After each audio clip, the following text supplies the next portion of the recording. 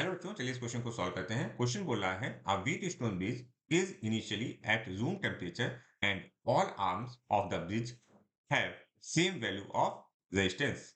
मतलब जो वो बोल रहा है उसको ये बोल भी रहा है कि R1 equal to R2 equal to R3 equal to R4 bracket में दिया हुआ है, मींस सभी रेजिस्टेंस आपके इक्वल है। Okay, when R3 resistance is heated to some temperature, okay, it's resistance value has gone up by 10%, means R3 की value जो थी वो 10% इंक्रीज हो गई है। The potential difference VA minus VB after R3 is heated is, आपको VA minus VB बताना है उस पर्टिकुलर कंडीशन में जब R3 क्या हो गया, हीट हो गया है। ओके, तो अगर आप देखो तो R1 और R2 इक्वल है और R3 और R4 मतलब चारों रेजिस्टेंस इक्वल है।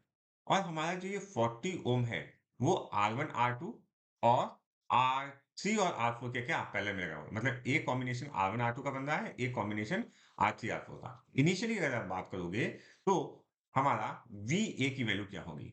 VA की वैल्यू जो होगी दैट इज 40/2। 40/2 means 20 volt. क्यों ऐसा क्यों मैंने बोल दिया डायरेक्टली? क्योंकि जो 40 वोल्ट है वो इस पॉइंट के अक्रॉस होगा और यहाँ पर दोनों रेजिस्टेंस इक्वल हैं, तो VA की वैल्यू 20 आ जाएगी।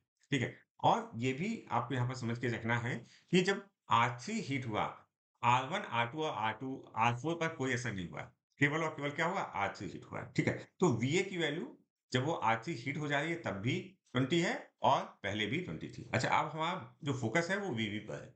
तो VB की वैल्यू कैसे फाइंड आउट करेंगे? तो देखो, R3 और R4 क्या है? इसके साथ अगर मैं इनको अलग से बनाऊँ, देखो ऐसे, ये R3 है, ये R4 है, ठीक है? ये R3 है, ये R4 है और ये रहा हमारा 40 वोल्ट, 40 वोल्ट।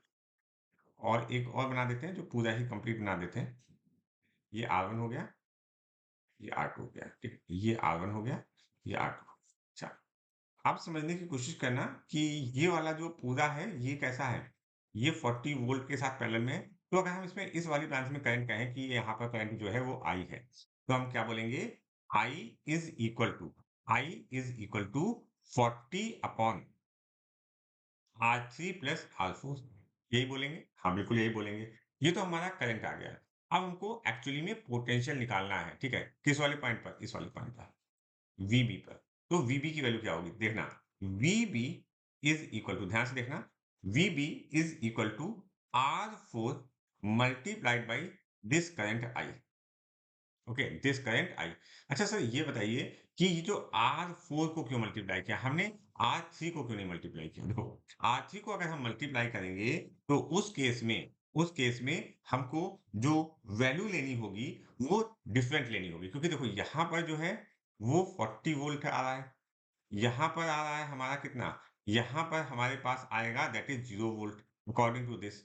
हमको VB चाहिए, तो हमें एक्चुअली में क्या करना पड़ेगा? इसके अक्रॉस आप फाइंड आउट कर लोगे, क्योंकि ये 0 है तो VB आपको यहाँ से आसानी से मिल जाएगा। क्या दूसरी तरीके से भी कर सकते हैं? डेफिनिटली दूसरी तरीके से भी कर सकते हैं। तो VB की वैल्यू वैल्यू फाइंड आउट करते हैं। तो हम लिखेंगे VB is equal to R4, R4 और क्या था? R4 multiplied by 40 upon R3 plus R4। अच्छा, यहाँ पर सबकी वैल्यूज को रख देते हैं। R4 की वैल्यू क्या है? R मैंने रखी, okay, multiplied by 40 fawn R3 की वैल्यू में क्या चेंज आया? R3 की वैल्यू क्या हो गई? देखो 10% इंक्रीज, 10%। ओके, तो मतलब क्या होगा? 1.1 ऑफ R हो जाएगा। R3 की जो वैल्यू हो जाएगी दैट वैल्यू। ओके, तो हम लिखेंगे 1.1 R। Okay, then plus R। इसको सॉल्व करते हैं तो ये जो वैल्यू आ जाएगी, अगर आपने सही से इसको सॉल्व किया तो ये वैल्यू आ जाएगी 19.05। ओके, अच्छा, 19.05 आ गई VB की वैल्यू। अब हमको VA minus VB find out करना था, तो हम लिखेंगे VA minus VB is equal to 20 minus, ये वोल्ट में है, 20 माइनस 19.05।